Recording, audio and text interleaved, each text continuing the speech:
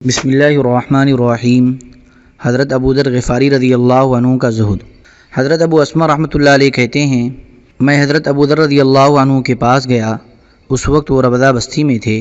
ان کے پاس ایک کالی عورت بیٹھی ہوئی تھی جس کے بال بکھرے ہوئے تھے۔ اس پر نہ خوبصورتی کا کوئی اثر تھا اور نہ ہی خوشبو کا۔ حضرت ابو ذر رضی اللہ عنہ نے کہا، کیا تم لوگ دیکھتے نہیں ہو کہ یہ کالی کلوٹی مجھے کیا کہہ رہی ہے؟ مجھے یہ کہہ رہی ہے کہ میں عراق چلا جاؤں اور وہاں رہا کروں۔ میں جب عراق چلا جاؤں گا تو وہاں کے لوگ اپنی دنیا لے کر مجھ پر ٹوٹ پڑیں گے، کیونکہ میں حضور صلی اللہ علیہ وسلم کے بڑے صحابہ میں سے ہوں، اس لیے وہاں والے مجھے خوب ہدیہ دیں گے اور یوں میرے پاس دنیا زیادہ ہو جائے گی اور ان کے کام بھی کرنے پڑیں گے، جس کی وجہ سے عبادت اور اعمال کا وقت کم ہو جائے گا۔ اور میرے گہرے دوست حضرت محمد صلی اللہ علیہ وسلم نے مجھ سے یہ عہد لیا ہے کہ پل صراط سے پہلے ایک پھسلن والا راستہ ہے، جب ہم اس سے گزریں تو ہمارا بوجھ اتنا ہلکا اور ایسا سمٹا ہوا ہو کہ ہم اسے اٹھا سکیں، یہ ہماری نجات کے لیے زیادہ بہتر ہے بنسبت اس کے کہ ہم اس راستے پر گزریں اور ہمارا بوجھ بہت زیادہ ہو۔ حضرت عبداللہ بن خراش رحمۃ اللہ علیہ کہتے ہیں، میں نے حضرت ابو ذر رضی اللہ عنہ کو ربضہ بستی میں دیکھا کہ وہ ایک کالے چھپر کے نیچے بیٹھے ہوئے ہیں اور اسی چھپر کے نیچے ان کی کالی عورت بیٹھی ہوئی ہے اور وہ بوری کے ایک ٹکڑے پر بیٹھے ہوئے ہیں۔ ان سے عرض کیا گیا کہ آپ کی اولاد زندہ نہیں رہتی۔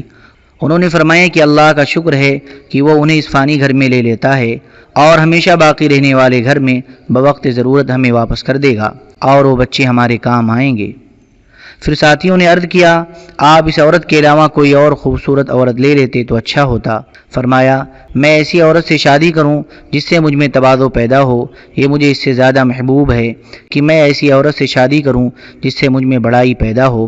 پھر ساتھیوں نے کہا، آپ اس سے زیادہ نرم بستر لے لیتے۔ فرمایا، اے اللہ مغفرت فرما اور جو تو نے دیا ہے اس میں سے جتنا جی چاہے لے لے۔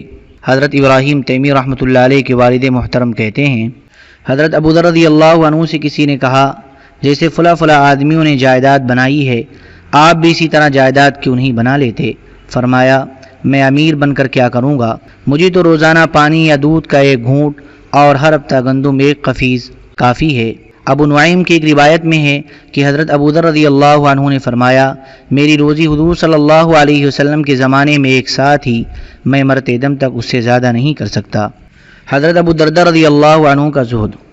حضرت ابو دردہ رضی اللہ عنہ فرماتے ہیں، میں حضور صلی اللہ علیہ وسلم کی بعثت سے پہلے تاجر تھا۔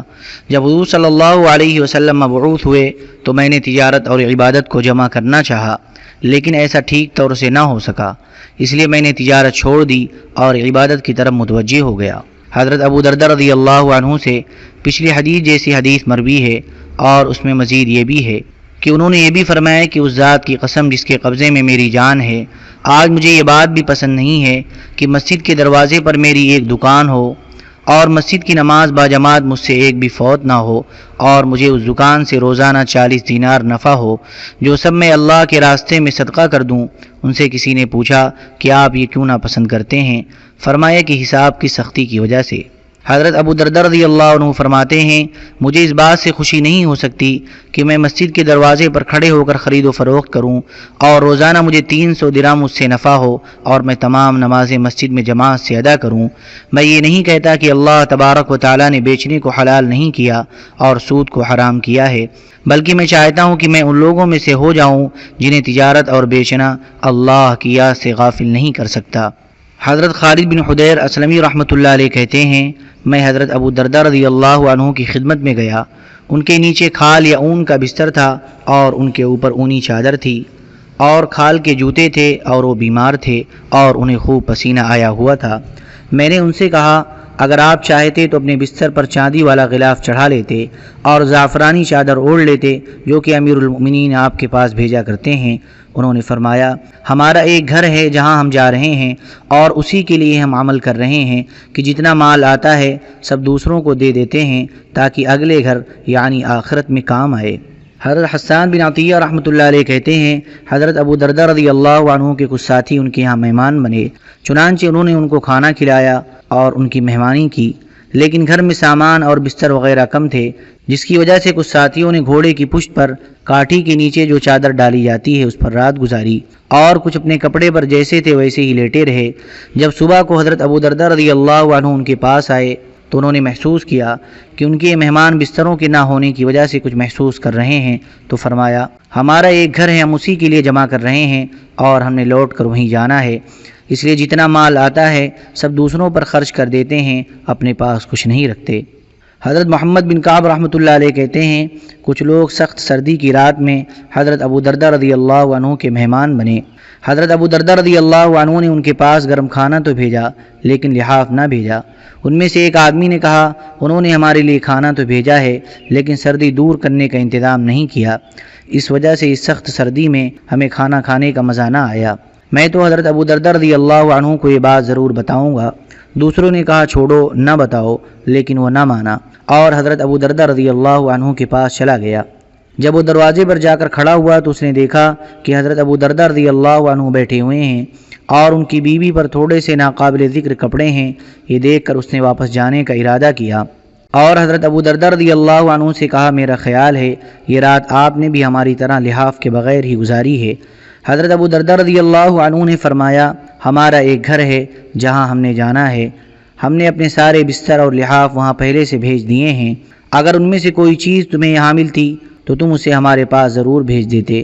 ہمارے سامنے ایک بہت سخت گھاٹی ہے جس پر چڑھنا بڑا مشکل ہے، ہلکا بوجھ لے کر اس میں سے گزرنے والا زیادہ بوجھ والے سے بہتر ہے۔ سمجھ گئے میں تمہیں کیا کہہ رہا ہوں؟ اس نے کہا جی ہاں سمجھ گیا ہوں۔ امیر کے معیار زندگی بلند کرنے پر نکیر کے باب میں قصہ گزر چکا ہے کہ حضرت عمر رضی اللہ عنہ حضرت ابو دردہ رضی اللہ عنہ کے ہاں جانے لگے تو حضرت عمر رضی اللہ عنہ نے دروازے کو دھکا دیا تو اس کی کنڈی نہیں تھی۔ ہم اندر گئے تو کمرے میں اندھیرا تھا۔ حضرت عمر رضی اللہ عنہ ان کو اندھیری کی وجہ سے ٹٹولنے لگے، یہاں تک کہ ان کا ہاتھ حضرت ابو دردہ رضی اللہ عنہ کو لگ گیا۔ پھر ان کے تکیے کو ٹٹولا تو وہ پالان کا کمبل تھا، پھر ان کے بچھونے کو ٹٹولا تو وہ کنکریاں تھیں، پھر ان کے اوپر کے کپڑے کو ٹٹولا تو ایک باریک سی چادر تھی۔ حضرت عمر رضی اللہ عنہ نے فرمایا اللہ آپ پر رحم فرمائے، کیا میں نے آپ پر وسعت نہیں کی اور کیا میں نے آپ کے ساتھ فلاں فلاں احسان نہیں کیے؟ حضرت ابو دردہ رضی اللہ عنہ نے فرمایا اے عمر کہ آپ کو وہ حدیث یاد نہیں ہے جو حضور صلی اللہ علیہ وسلم نے ہم سے بیان کی تھی؟ حضرت عمر رضی اللہ عنہ نے پوچھا کون سی حدیث؟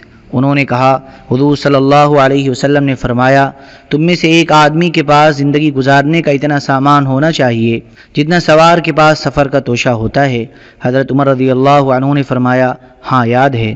حضرت ابو دردہ رضی اللہ عنہ نے کہا اے عمر حضور صلی اللہ علیہ وسلم کے بعد ہم نے کیا کیا؟ پھر دونوں ایک دوسرے کو حضور صلی اللہ علیہ وسلم کی باتیں یاد دلا کر صبح تک روتے رہے۔ حضرت معاذ بن عفرہ رضی اللہ عنہ کا زہد۔ حضرت ابو ایوب رضی اللہ عنہ کے غلام حضرت افلا رحمۃ اللہ علیہ بیان فرماتے ہیں کہ حضرت عمر رضی اللہ عنہ حکم دے کر اہل بدر کے لیے خاص طور سے بڑے عمدہ جوڑوں کا کپڑا تیار کرواتے تھے، پھر اس سے جوڑے بنا کر اہل بدر کو بھیجا کرتے تھے۔ چنانچہ انہوں نے حضرت معاذ بن عفرہ رضی اللہ عنہ کو ان میں سے ایک جوڑا بھیجا۔ حضرت معاذ رضی اللہ عنہ نے مجھ سے فرمایا اے افلاح یہ جوڑا بیچ دو۔ میں نے وہ جوڑا 1500 درہم میں بیچ دیا تو انہوں نے فرمایا جاؤ اس 1500 درہم کے بدلے میرے لیے غلام خرید کر لے آؤ۔ میں 5 غلام خرید لایا۔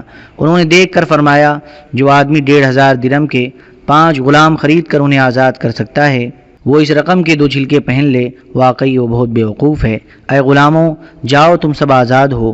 حضرت عمر رضی اللہ عنہ کو یہ خبر پہنچی کہ حضرت عمر رضی اللہ عنہ حضرت معاذ رضی اللہ عنہ کے پاس جو جوڑے بھیجتے ہیں حضرت معاذ انہیں پہنتے نہیں ہیں، تو حضرت عمر رضی اللہ عنہ نے ان کے لیے 100 درہم کا ایک موٹا جوڑا بنوا کر ان کے پاس بھیج دیا۔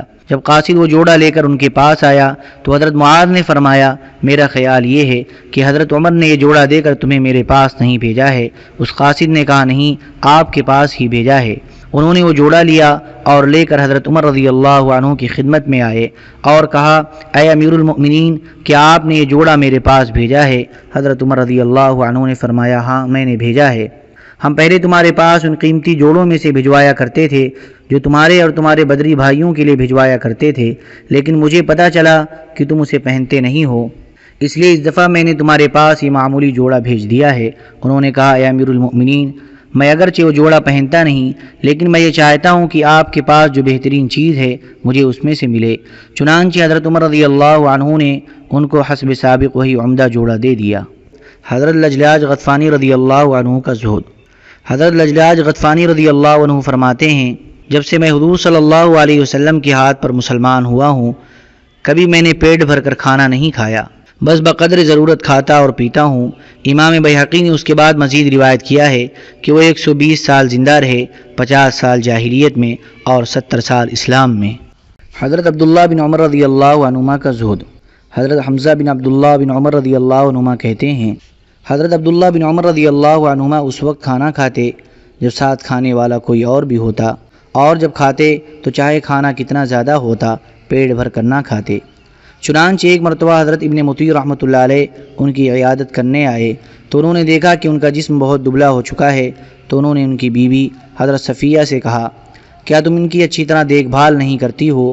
اگر تم ان کی دیکھ بھال ٹھیک طرح سے کرو تو ہو سکتا ہے کہ یہ دبلا پن ختم ہو جائے اور کچھ تو جسم ان کا بن جائے، اس لیے ان کے لیے عمدہ کھانا خاص طور سے اہتمام سے تیار کیا کرو۔ حضرت صفیہ نے کہا، ہم تو ایسا ہی کرتے ہیں، لیکن یہ اپنے کھانے پر تمام گھر والوں اور باہر کے تمام حاضرین کو بلا لیتے ہیں اور سارا کھانا دوسروں کو کھلا دیتے ہیں، خود بہت کم کھاتے ہیں، لہذا آپ ہی ان سے اس بارے میں بات کریں۔ تو اس پر حضرت ابن مطیع نے کہا، اے ابو عبد الرحمن، یہ ان کی کنیت ہے، اگر آپ کچھ اچھا کھانا کھا لیا کریں تو اس سے آپ کی جسمانی کمزوری دور ہو جائے گی۔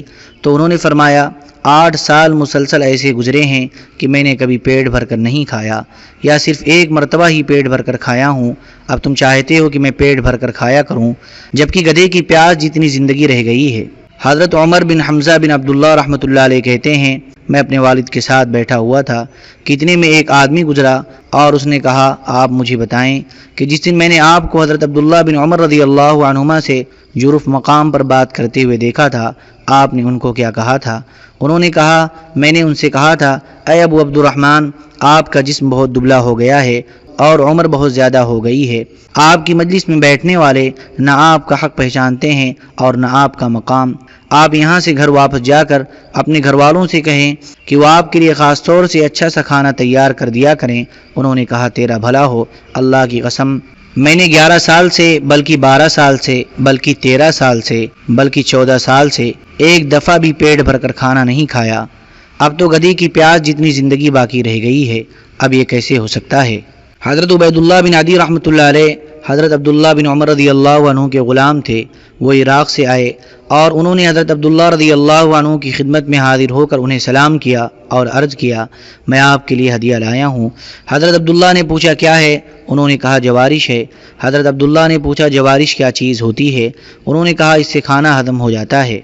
حضرت عبداللہ نے فرمایا، میں نے 40 سال سے کبھی پیٹ بھر کر کھانا نہیں کھایا، میں اس جوارش کا کیا کروں گا؟ حضرت ابن سیرین رحمۃ اللہ علیہ کہتے ہیں، ایک آدمی نے حضرت ابن عمر رضی اللہ عنہما سے کہا، کیا میں آپ کے لیے جوارش تیار کر دوں؟ حضرت ابن عمر رضی اللہ عنہ نے پوچھا، جوارش کیا چیز ہوتی ہے؟ اس آدمی نے کہا، اگر آپ کسی دن کھانا اتنا زیادہ کھا لیں کہ سانس لینا بھی مشکل ہو جائے اور پھر اس جوارش کو استعمال کریں تو اسے کھانے کو ہضم کرنا آسان ہو جائے گا۔ حضرت ابن عمر رضی اللہ عنہ نے فرمایا، میں نے تو 4 ماہ سے کبھی پیٹ بھر کر کھانا نہیں کھایا، اور یہ اس وجہ سے نہیں ہے کہ مجھے کھانا ملتا نہیں، کھانا تو بہت ہے، لیکن میں ایسے لوگوں کے ساتھ رہا ہوں جو ایک وقت پیٹ بھر کر کھاتے تھے اور دوسرے وقت بھوکے رہتے تھے۔ حضرت ابن عمر رضی اللہ عنہ فرماتے ہیں کہ جب سے حضور صلی اللہ علیہ وسلم کا انتقال ہوا، میں نے نہ اینٹ پر اینٹ رکھی، یعنی کوئی تعمیر نہیں کی، اور نہ ہی کھجور کا کوئی پودا لگایا ہے۔ حضرت جابر رضی اللہ عنہ فرماتے ہیں، حضرت عبداللہ بن عمر رضی اللہ عنہما کے علاوہ ہم میں سے جس نے بھی دنیا پائی، دنیا اس کی طرف مائل ہوئی اور وہ دنیا کی طرف مائل ہو گیا۔ حضرت سدی رحمۃ اللہ علیہ کہتے ہیں، میں نے صحابہ کرام کی ایک جماعت کو دیکھا جو یہ سمجھتے تھے کہ حضور صلی اللہ علیہ وسلم صحابہ کو دنیاوی چیزوں کے استعمال میں جس حالت پر چھوڑ کر گئے تھے، اس حالت پر حضرت عبداللہ بن عمر رضی اللہ عنہما کے علاوہ اور کوئی نہیں رہا۔ حضرت حذیفہ بن یمان رضی اللہ عنہ کا زہد۔ حضرت سعیدہ بن سعد بن حذیفہ رحمۃ اللہ علیہ کہتے ہیں، حضرت حذیفہ رضی اللہ عنہ فرمایا کرتے تھے کہ سب سے زیادہ میری آنکھوں کی ٹھنڈک کا باعث اور میرے جی کو سب سے زیادہ محبوب وہ دن ہے جس دن میں اپنے اہل و عیال کے پاس جاؤں اور مجھے ان کے پاس کھانے کی کوئی چیز نہ ملے، اور وہ یوں کہیں کہ آج ہمارے پاس کھلانے کے لیے کچھ ہے ہی نہیں۔ اس کی وجہ یہ ہے کہ میں نے حضور صلی اللہ علیہ وسلم کو یہ فرماتے ہوئے سنا ہے کہ مریض کو اس کے گھر والے جتنا کھانے سے بچاتے ہیں، اللہ تعالیٰ مومن کو اس سے زیادہ دنیا سے بچاتے ہیں، اور باپ اپنی اولاد کے لیے خیر کی جتنی فکر کرتا ہے، اللہ تعالیٰ اس سے زیادہ مومن کی آزمائش کا اہتمام کرتے ہیں۔ اللہم صلی علی سیدنا وعلی آل سیدنا وحبيبنا ومحبوبنا ومولانا محمد وبارك وسلم. سبحان ربك رب العزة عما يصفون وسلام على المرسلين والحمد لله رب العالمين.